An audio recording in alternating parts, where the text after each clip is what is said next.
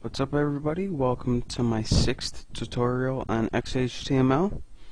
In the last tutorial we learned how to create a block quote, and we also learned how to make an unordered list.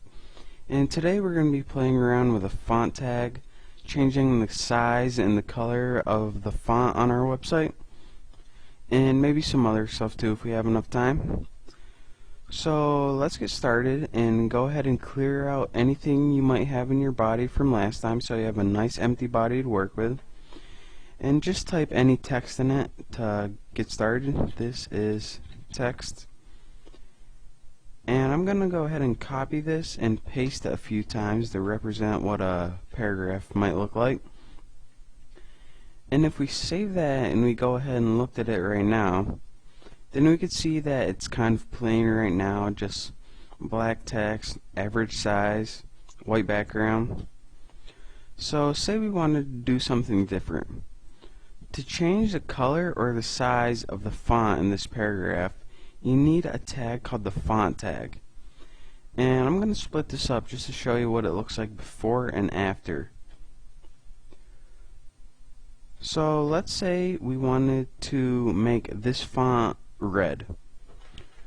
So you would put the beginning tag, and it's called font, at the beginning of wherever you want it to apply, and wherever you want it to end, put the end font tag. Now right now this and this are formatted exactly the same way. They look the same way. But say we wanted to change this to red. We would need to add an attribute to the font tag, and the attribute's name is color. So type in color equals, and you can type anything you want. I'm gonna type red because it's easy to show up on the computer. So here's your attribute and here's your value. Color equals red, and it's all enclosed in the beginning font tag. And here's where it ends, and anything in between it right here is going to be red. So let's say not only did we want it red, but we want it a little bit bigger too.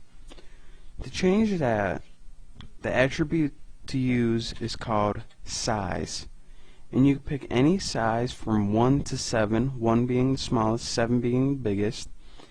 And I'll make it size 7 since it'll be easy to see. So size equals 7 in quotation marks. So now this font should be red and bigger than average. So let's save that and take a look at it in Internet Explorer.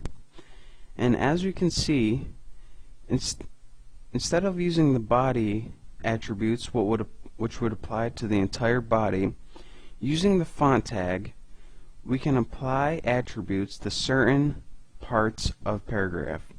And this is very useful when you're trying to make certain words or sentences stand out.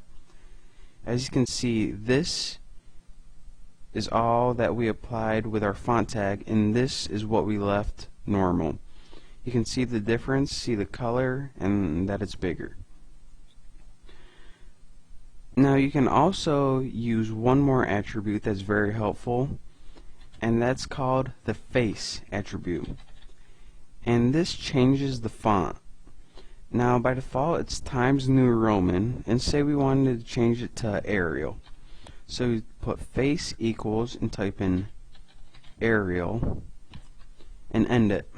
So let's save it and take a look at what it looks like. As you can see, not only is it red and size 7, but it's also changed from Times New Roman, which is this font, to Arial, which is this font. So say we wanted to apply this to an entire paragraph. So say we had a paragraph right here, some text right here, and let me copy this text and paste it, and this is where the paragraph would end. So now we have a beginning paragraph tag and an end, and this is all our paragraph. If we wanted to apply it to an entire paragraph, we would simply type the font tag right here and end it right here. So both of the font tags are enclosed inside the paragraph tag, and you would simply change the color or whatever you want to change about it. And as you can see when you view this in Internet Explorer, that the entire paragraph is now whatever you wanted it to change using the font tag. This is also useful if you want to change one paragraph but leave another just like it is, or just wanted to format them in different ways. So let's get rid of all of this. So we have an empty body, and I'll show you some other things that you can do with text. You can make it bold and how to make it italics. So let's just type in this is text, and say you wanted to make this text bold. What you would use is a tag called the strong tag,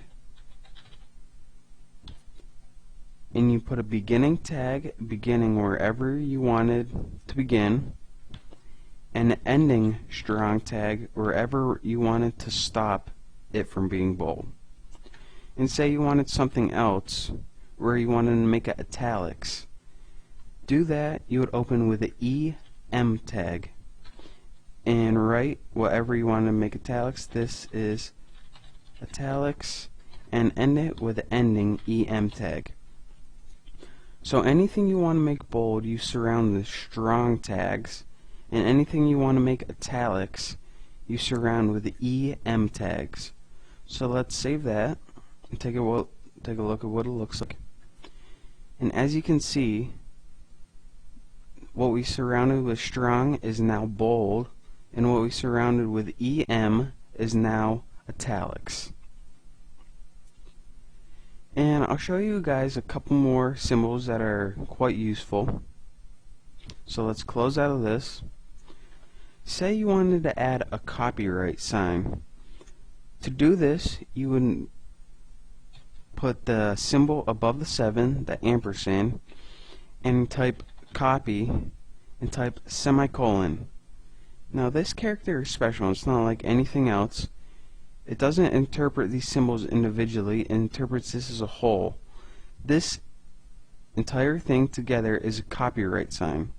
So you might have something like copyright 2007 The New Boston. So let's save that and take a look at what it looks like. And as you can see, you now have a copyright symbol. So like I said, using the ampersand, the symbol above the 7, typing copy, and then using a semicolon, you can achieve this copyright symbol.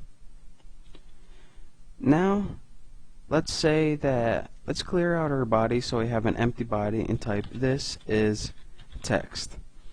Then let's add a bunch of spaces and let's type something else. So let's save that and take a look at what it looks like right now. And as you can see, even though we added a bunch of spaces, there's only one space in between this. And this is because that whenever you add a bunch of space, it's just so people can make things easier to view when they use your notepad editor. And this is so that you can, put things in different places, and no matter how many spaces you have in between them, only one space is going to show up. But what if you actually wanted spaces in between them?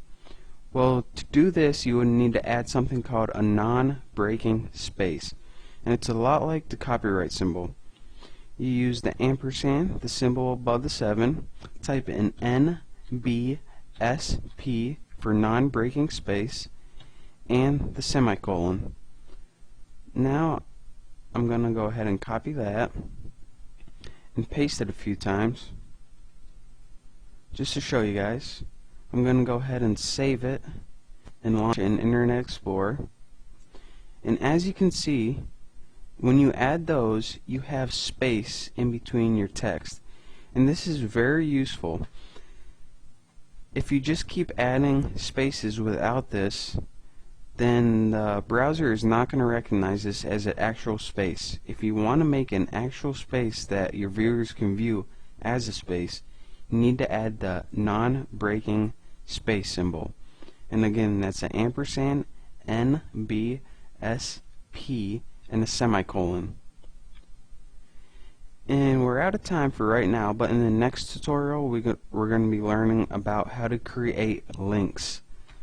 And if you're not already there, you can go to www.thenewboston.com and check out all my tutorials, and I'll also have a step-by-step instruction on everything we went over today. Thank you.